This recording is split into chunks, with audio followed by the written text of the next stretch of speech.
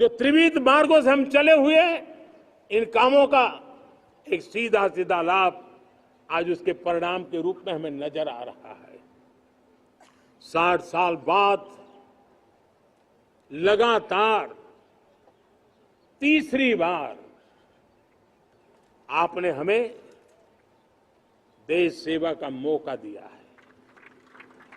मेरे 140 करोड़ देशवासी, आपने जो आशीर्वाद दिए हैं, उस आशीर्वाद में मेरे लिए एक ही संदेश है, जन जन की सेवा, हर परिवार की सेवा, हर क्षेत्र की सेवा और सेवा भाव से समाज की शक्ति को साथ लेकर के विकास की नई ऊंचाइयों पर पहुंचना, 2047 विकसित भारत के सपने को लेकर के चलना, उसी एक संदेश को लेकर मैं आज लाल किले की प्राचीर से हमें आशीर्वाद देने के लिए मैं कोटि कोटि देशवासियों का सर झुका करके आभार व्यक्त करता हूं। मैं उनके प्रति नतमस्तक होता हूं और मैं उनको विश्वास दिलाता हूं कि हमें नई ऊंचाइयों को नए जोश के साथ आगे बढ़ना है। हमें सिर्फ जो हो गया है वो संतोष मान करके बैठने वाले हम लोग नहीं हैं, वो हमारे संस्कार में नहीं है। हम कुछ और करने के लिए, कुछ और आगे बढ़ने के लिए और कुछ और नई ऊंचाइयों को पार करने के लिए हम आगे बढ़ना चाहते हैं। विकास को, समृद्धि को, सपनों को साकार करने को, संकल्प को लिए जीवन खपाने को हम अपना स्वभाव बनाना चाहते हैं, देशवासियों का स्वभाव बनाना चाहते हैं। मेरे प्यारे देशवासियों, आज नई शिक्षा नीति बहुत एक मात्रा में कई राज्यों ने उसको अच्छा इनिशिएटिव लिए है और उसके कारण आज एक 21वीं सदी के अनुरूप हमारी शिक्षा व्यवस्था को जो हम बल देना चाहते हैं और विकसित भारत के सपने के लिए जिस प्रकार से मानव समूह तैयार करना चाहते हैं, नई शिक्षा नीति बहुत बड़ी भूमिका अदा। मैं नहीं चाहता हूं कि मेरे देश के नौजवानों को अब विदेशों में पढ़ने के लिए मजबूर होना पड़े।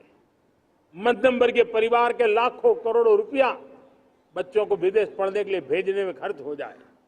हम यहां ऐसी शिक्षा व्यवस्था का विकसित करना चाहते हैं कि मेरे देश के नौजवानों को विदेश जाना न पड़े, मेरे मध्यम वर्गीय परिवारों को लाखों करोड़ रुपया खर्च करना न पड़े। इतना ही नहीं, ऐसे संस्थान निर्माण हो ताकि विदेशों से लोग भारत के अंदर उनका मुंह मोड़े।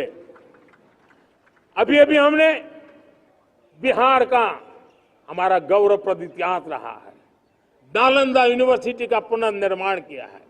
फिर से एक बार नालंदा यूनिवर्सिटी काम करना शुरू कर दिया है, लेकिन हमें शिक्षा के क्षेत्र में फिर से एक बार सदियों पुराने उस नालंदा स्पिरिट को जगाना होगा, उस नालंदा स्पिरिट को जीना होगा, उस नालंदा स्पिरिट को लेकर के बड़े विश्वास के साथ विश्व की ज्ञान की परंपराओं को नई चेतना देने का काम हमें करना होगा। मुझे पक्का विश्वास है कि नई शिक्षा नीति ने मातृभाषा पर बल दिया है।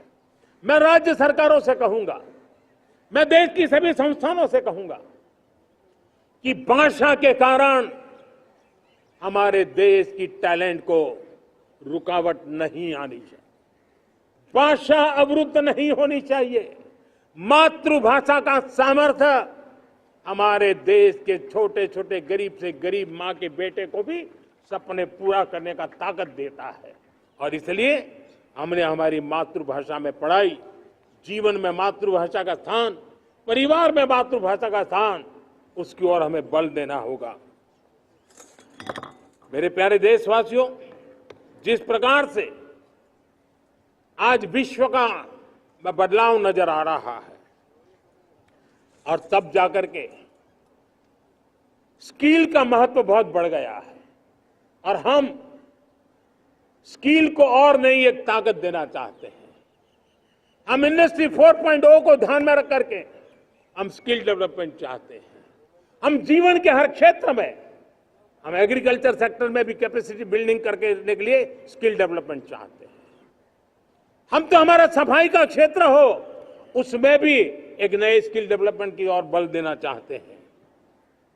और हम स्किल इंडिया प्रोग्राम को बहुत व्यापक रूप से इस बार लेकर के आए हैं।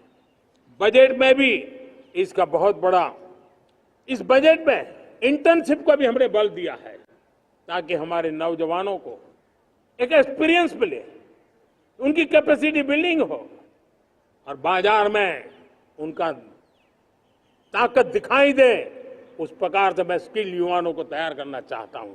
और इसलिए कई बार, और दोस्तों, आज विश्व की परिस्थिति को देखते हुए मैं साफ साफ देख रहा हूं कि भारत का स्किल्ड मैन पावर जो है, हमारा स्किलफुल जो नौजवान है, वो ग्लोबल जॉब मार्केट में अपनी दमक बनाए।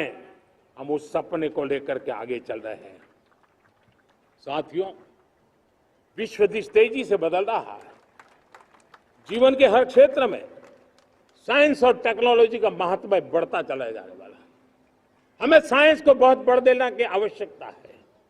और मैंने देखा, चंद्रयान की सफलता के बाद हमारे स्कूल कॉलेज के अंदर साइंस और टेक्नोलॉजी के प्रति एक नई रुचि का वातावरण बना है, नई दिलचस्पी बढ़ी है। तब हमारे शिक्षा संस्थानों ने ये जो मनोभाव बना है, उसको नर्चर करने के लिए आगे आना होगा। भारत सरकार ने भी रिसर्च के लिए सपोर्ट बढ़ा दिया है। हमने ज्यादा से ज्यादा चेयर स्थापित किए हैं। हमने नेशनल रिसर्च फाउंडेशन बना करके हमने उसको एक कानूनी परिवेश में ला करके स्थायी रूप से एक व्यवस्था विकसित की है, ताकि रिसर्च को लेकर के निरंतर बल मिले और ये रिसर्च फाउंडेशन उस काम को करे।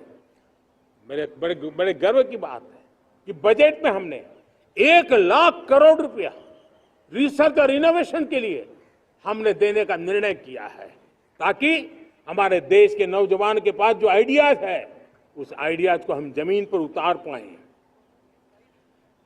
साथियों, आज भी हमारे देश में मेडिकल एजुकेशन के लिए हमारे बच्चे बाहर जा रहे हैं। वैसा कहा मैंने, वो ज्यादातर मध्यम वर्गीय परिवार के, उनके लाखों करोड़ों रुपए खर्च हो जाते हैं। और तब जाकर के हमने पिछले 10 साल में मेडिकल सीटों को करीब करीब 1,00,000 कर दिया। आज मैं करीब 25,000 युवा हर साल विदेश में मेडिकल एजुकेशन के लिए जाते हैं। और ऐसे ऐसे देश में जाना पड़ रहा है, कभी कभी तो मैं सुनता हूं तो हैरान हो जाता हूं। और इसलिए हमने तय किया है कि अगले 5 साल में मेडिकल लाइन में 75,000 नई सीटें बनाई जाएगी। मेरे प्यारे देशवासियों, विकसित भारत 2047 वो स्वस्थ भारत भी होना चाहिए। और जब स्वस्थ भारत हो, तो आज जो बच्चे हैं उनके पोषण पर आज से ही ध्यान देने की जरूरत है। और इसलिए हमने विकसित भारत की जो पहली पीढ़ी है, उनकी तरफ विशेष ध्यान दे करके हमने पोषण का एक अभियान चला है। हमने राष्ट्रीय पोषण मिशन शुरू किया है। पोषण को हमने प्राथमिकता दी है। मेरे प्यारे देशवासियों, हमारी कृषि व्यवस्था को ट्रांसफॉर्म करना बहुत जरूरी है, समय की मांग है। हम सदियों से जिस परंपरा में दबे हुए हैं, जकड़े हुए हैं, उससे मुक्ति पानी होगी। और हमारे किसानों को उसके लिए हम मदद भी दे रहे हैं। हम उसको ट्रांसफॉर्म करने की दिशा में लगातार काम करते आए हैं। आज आसान ऋण दे रहे हैं किसानों को, टेक्नोलॉजी की मदद दे रहे हैं। किसान जो पैदावार करता है उसको वैल्यू एडिशन के लिए हम काम कर रहे हैं। उसके लिए मार्केटिंग के लिए पूरा प्रबंध करते हैं, ताकि उसको एंड टू एंड हर जगह पे हैंड होल्डिंग की व्यवस्था हो। उस दिशा में हम काम कर रहे हैं। आज जब धरती माता के प्रति सारा विश्व चिंतित है, जिस प्रकार से उर्वरक के कारण हमारी धरती माता की शहद दिनों दिन बिगड़ता जा रही है, हमारी धरती माता की उत्पादकता क्षमता खत्म होती चली जा रही है, कम होती चली जा रही है। और उस समय मैं मेरे देश के लाखों किसानों का आभार व्यक्त करना चाहता हूं, जिन्होंने प्राकृतिक खेती का रास्ता चुना है और हमारी धरती माता की सेवा करने का भी उन्होंने बीड़ा उठाया है। और इस बार बजट में भी हमने प्राकृतिक खेती को बल देने के लिए बहुत बड़ी योजनाओं के साथ बहुत बड़ा बजट में प्रावधान किया है। मेरे प्यारे देशवासियों, आज दुनिया की स्थिति में देखता हूं, पूरा विश्व होलिस्टिक हेल्थ केयर की तरफ मुड़ा है और तब उनको ऑर्गेनिक फूड ये उनकी प्रथम पसंद बनी है।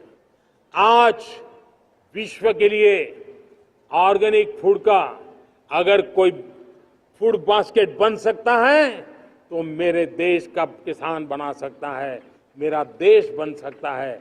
और इसलिए हम आने वाले दिनों में उस सपने को लेकर के आगे चलना चाहते हैं, ताकि ऑर्गेनिक फूड की जो विश्व की मांग है, उस ऑर्गेनिक फूड का बास्केट हमारा देश कैसे बने, किसानों का जीवन आसान बने, गांव में